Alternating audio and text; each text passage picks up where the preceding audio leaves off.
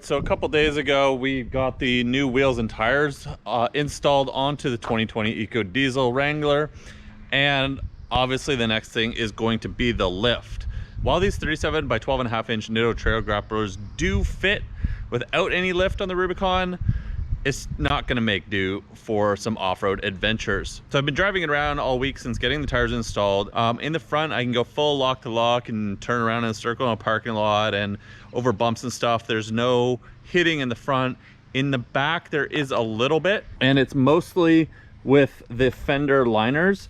And so I did mold the rear fender liners out of the way with a heat gun. I think I'm still rubbing a little bit on the front section, so I was gonna mold that out of the way. Really, it doesn't matter too much because I am going to be putting a lift kit in it. I'm not going to be installing it myself, mostly because the lift kits take 10 to 15 hours to install. I'm not just doing springs. So in case you aren't aware, I do work full-time and I have some other companies on the side. So I work probably 50 to 70 hours a week and try to make YouTube videos. I don't want to take the next 2 months to install this lift kit. What I thought I would do is go through and talk about the lift kit that I bought for this and some of the components, why I chose them, and some of the challenges that I may have with the Ecodiesel.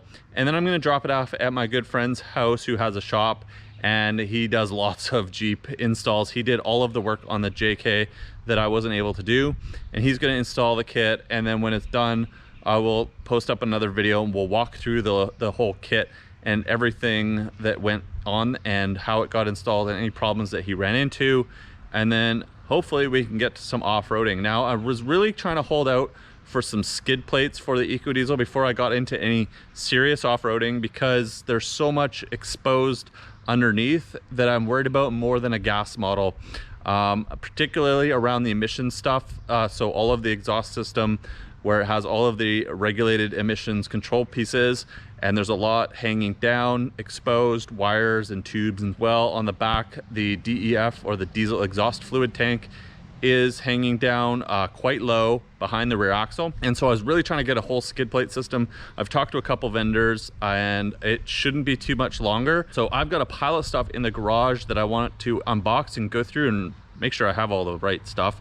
But I thought I would take that chance to show you guys just what I bought, why I bought it, and go through some of those parts and those upgrades. So just a reminder, guys, I am uploading at least one video every week, and right now I'm trying to upload 2 videos as I have things to talk about. So hit that subscribe button so you don't miss any of those uploads. If you want to see more of my 2020 JL Wrangler with the Ecodiesel motor get built, do the modifications, and just kind of follow my story along the way as I build it up. And I'd like to get out on the trail as soon as we can and get some off-roading with it, so don't miss any of those uploads. So yeah, we are going with a Teraflex lift system, and we've got the Falcon shocks. Now, I talked about this just after I picked up the JL, and when I ordered these, I ordered the Falcon 3.3 shocks, the Series 3 shocks, with the external bypass reservoir.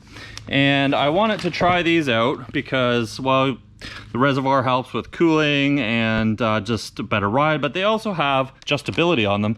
So you can set these to a firm, soft, or custom ride, and I really wanted to try these out. However, we found out shortly after taking delivery that on the passenger side, where this bypass would go through, it's actually the other shock, this is the driver's side, but this is supposed to go through the fender liner, and you cut a hole in the fender liner to make room for the reservoir. But on the passenger side, we actually have the secondary battery tray that seems to be fitting more forward in the Ecodiesel. And so we're short about 1 inch of clearance for this bypass. So talking to Teraflex, they realized that as well after getting their diesel to develop, and they are looking at ways to re-engineer this bypass. So Teraflex sent me over a pair of new front shocks, the 2.1 monotube shocks. So they do not have the adjustability on them. So let me get these out of here. So there's no adjuster, there's no bypass on here. They're just monotube shocks, and we're gonna run these in the front. Still going to run the bypass shocks for the rear that also have the quick adjust on them. That the rear shocks have the bypass valve, or the bypass tube, right parallel with the actual shock itself. So there was no need to change these out. We'll run these in the back, and when Teraflex redevelops the front shocks, we'll get a new set. And I was really I'm hoping that there is also coming down the road the Adapt 3.5 shocks, which are similar to these, which will probably have to be redesigned, but they have the dynamic control system. So you can have basically this feature available in the cab of your vehicle, but it also has a small computer box that goes with it that can adapt that on the fly depending on the different driving that is happening at the time, whether it's higher speed, corners, rolling, or you're going slow and you need different shock firmness. So that's coming in the future. I'm hoping to get those on the Ecodiesel at some point, but for now we're going to run these monotube 2.1s up front, and we'll run the adjustable 3.3s in the back. So that is the shock setup, and obviously that's not the only thing going on lift. Let's pop open some of these other boxes. I'll show you just what else is going to be going in as part of this lift kit or lift upgrade to the JL. All right, so I decided to just pull the boxes out, but basically everything I have here, well, a lot of it is Teraflex, but I ordered the Teraflex Alpine RT 3.5 inch lift kit. Basically, we've got our springs. So these are 3.5 inch springs. Now, as I just mentioned, these are for a gas model JL. So I'm expecting a couple variations with these that may not be what we want, and we may have to add some spacers to the front springs to get the lift equal from front to back, because it is supposed to be a little bit heavier in the front of the JL. So we may have to add some spacers to this, but we're gonna try it out, see how it works out. Like I said, I ordered this as early as I could, and nobody really knew what to do with the diesels yet. So in here we have just a bunch of other miscellaneous parts, the rest of the springs, some mounting hardware. We've got mounting hardware for the brake lines and such in here. I don't think we really need to go through all of this, but we basically, we got 3.5 inch lift springs. And of course we've got all 4 of them in here. So in here we have our control arms, or some of the control arms. So I will be replacing, he's out of here. I will be replacing all 8 control arms with adjustable control arms. So having all control arms be adjustable and replacing all of them means that with the lift, I will be able to adjust and center the front and rear axle as much as possible. The pinion angle, so the pinion that comes off of the axle, we need adjustability as it lifts up, as well as the caster angle with the steering knuckles, basically rotating the axle. So there's an optimal position, and I am definitely not a axle alignment guru, but there is optimal angles for your pinion angle where your drive shaft comes into your axle, and your caster angle, which is basically how much caster your steering knuckles have. So your pinion, the more angle on it, puts stress on your drive line, and the caster, if it comes too far out of spec, your Jeep will have poor handling. It'll be flighty on the highway. It's one way to get death wobble. So having all 8 control arms being replaced with adjustable control arms when you lift it means that we can try to eliminate as much of that as possible. And I replaced, hiding up there, the JK, all 8 control arms on the JK when I lifted it 3.5 inches, and it drives fabulously. So we'll be replacing these square tube control arms as well. There are control arms that go to the top. Somebody can correct me in the comments, but these control the forward and back of the axle and keep it stable. And the 2 control arms on top of the axle allow for rotational adjustment. And so you've got your drive shaft here, right? And your pinion angle, which as you lift it is gonna lift the drive shaft up and put stress on that. But you want to adjust that to the proper angle without putting your steering knuckles out of alignment as well. All right, so in this box we have some various shims so that we can set the bump stop at the right height. There are different bump stop adjustments depending on if you're running 35 or 37 inch tires and where you'll want these blocks. And then in here we have Teraflex's speed bumps. So they call them speed bumps, kind of cool name. But these are compressible bump stops for the front. So rather than bottoming out your suspension on a solid rubber bump stop, these, I don't know if I could push these in at all, no. These will allow some travel if your suspension bottoms out before hitting the actual bump stop itself. So there are lots of different types of these bump stops out there, and I'm hoping that this will give a bit of a softer ride on some stuff that I may, I bottom out my suspension on the JK all the time and I just have rubber bump stops. So we'll see how this goes. This is sort of like the interim step between shocks and springs and going to a full multi-bypass, say, coilover setup where the bypasses would flow at different rates. So the more compression on your suspension, it'll flow into the various bypasses, the last bypass obviously being the hardest to flow into and give you the best setup. Those are sort of like the desert runner or full coilover setups you see. Those systems allow for very good suspension travel, as well as not just beating on your frame of your Jeep every time you hit a bump and basically jarring you as a driver. So we've got some shims and bump stops and stuff, and then just regular rubber bump stops for the back in this box. Curious to really try out the single bypass shocks, which the cooling will help keep the shocks cooler, which the fluid cooler, which means the shocks will perform better. And then as well, these speed bump stops on the front. So I have experienced a lot of bottoming out of my suspension. Typically I see it on logging roads on our way to trails and such, but as well when we're down in Oregon on the sand dunes, the whoops, like the variations in the sand from the different vehicles traveling there will bottom out the suspension a lot.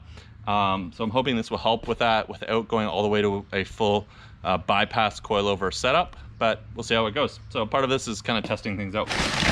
All right, so in this box here we have our front track bar, which is adjustable. So if you're not familiar, the adjustable track bar, it's a front suspension component, and what that does is the adjustability allows you to move your axle driver's side to passenger side. So as you lift your Jeep up, if your track bar is not adjustable, the track bar will go like rotate and pull your axle to the side. So when you see axles that are sticking out more on the driver's side than the passenger side, usually it's been lifted too much and doesn't have an adjustable track bar. So with the adjustable track bar, as we lift up the Jeep, we can make it longer and therefore push the axle back to the passenger side. So that's why track bars, if you're going with more than a couple inches of lift, having an adjustable track bar lets you keep your wheels centered in your vehicle, and obviously it's going to ride better. There's obviously a bunch of other brackets because we need to also adjust the rear track bar. We don't have to replace it, but we do need a bracket for that. So in here we have a adjustable aftermarket tie rod. This is the Steer Smarts, can't say that fast, Steer Smarts Yeti heavy duty tie rod.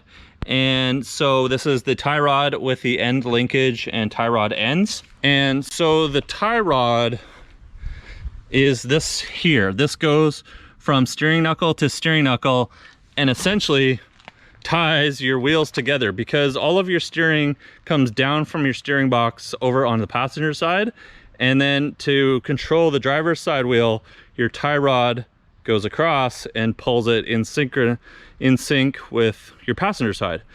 So why am I replacing this? Well, I think that these tie rods are a little bit beefier on the JLs, but they are notoriously bendable on the JKs. And when you bend these, your toe will change or your steering wheel will be off center. And if your steering wheel is off center, you'll get check engine lights or whatever warning lights. And I wanted something heavier duty because if you hit this on a rock or a stump or a log or something like that, when you're off-roading, this will bend. And these ends are more susceptible to bending from the factory. And so I wanted a heavy duty tie rod. And in this last box, we have a new front drive shaft. This comes from Adams Drive Shafts. I've never bought anything from them before. I have been following Adams on Instagram and Facebook, and just listening to them and watching what they post. They seem like a really good company. A lot of people recommend them as well. So I figured, why not give them a try? Lots of different options when it comes to drive shafts. First of all, why are we replacing it? Well, on almost every lifted Jeep, more than a couple inches, the factory drive shaft, which is this big fat guy here, almost always has some sort of clearance issues. Not so much in the back. Usually in the back you can get away with running a factory drive shaft. We'll see. I'll wait till I wreck mine till I replace it. But in the front, there's almost always some sort of clearance issue on the transmission or an oil pan or some exhaust component. So I went ahead and ordered this. The aftermarket one is narrower. So this has a different slip joint versus the aftermarket drive shaft to allow your drive shaft to get longer and shorter as your suspension travels, and then it connects to your differential. So you can see the difference here on this drive shaft versus this drive shaft. It's a lot narrower, and the slip joint is right here, and there's no boot on it to get torn or anything like that. The drive shaft just is contained within here, doesn't need a boot. So a couple different features or options with these. So this is called a double cardan drive shaft. It has two U-joints here on the transfer case side. You can get these U-joints greasable or non-greasable. I go with non-greasable because, well, partially I'm lazy and don't want to grease it all the time, and these are a big pain to grease. Some say that the non-greasable are stronger because they don't have any channels within the U-joints, and there's just less opportunity for water and mud to get into non-greasable U-joints. So I went with non-greasable on the double cardan. I went with a flange style connection to the actual axle, to the pinion. You can either go with a flange, which is factory, or you can go with a replacement on the pinion, and you replace it with basically it's like two U-bolts that then would hold this 1310. So that's the other thing, is the 1310 U-joint that would hold this U-joint on to your pinion.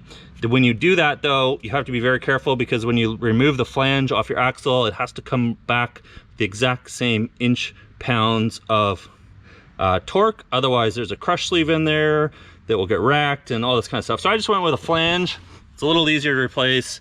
Not as strong, I hear, but we'll see how it goes. In this last box, or second to last box, we have from Rock Hard, we have lower control arm skids. So these will mount onto the lower control arms. When we replace them, we'll take them out and remove the bolts. And these are going to allow for less damage to happen to those brackets on the bottoms on the bottom of the Jeep. So these lower control arm skid plates are, I can't really see from this angle, but they're going to bolt onto the ends of the control arm right here at the bottom of the axle. And so they're going to give some reinforcement as well as a skid plate to prevent damage where the control arms connect up to the axle. And particularly on the back, they're going to bolt onto where these control arms sit here and envelope underneath and help protect this mount from being damaged, because you can see how it's lower and it's much more susceptible to being hit on stuff. So that will reinforce this mount point, and the shocks mount on the back. So I'm hoping to prevent damaging these mounts by having these skid plates in place. Not a very expensive modification for some additional security. All right, and so this last box This last box is from Synergy Manufacturing, and this is the very popular sector shaft reinforcement kit and track bar bracket that goes on here. Now, I've heard a lot of really good things about this. This is going to bolt on to the top of your track bar right by your steering box, and this piece is going to connect to it and help reinforce the sector shaft so that any additional force, you know, when you're turning your steering wheel on your steering system is going to try to be mitigated from breaking your sector shaft, which is a day ender.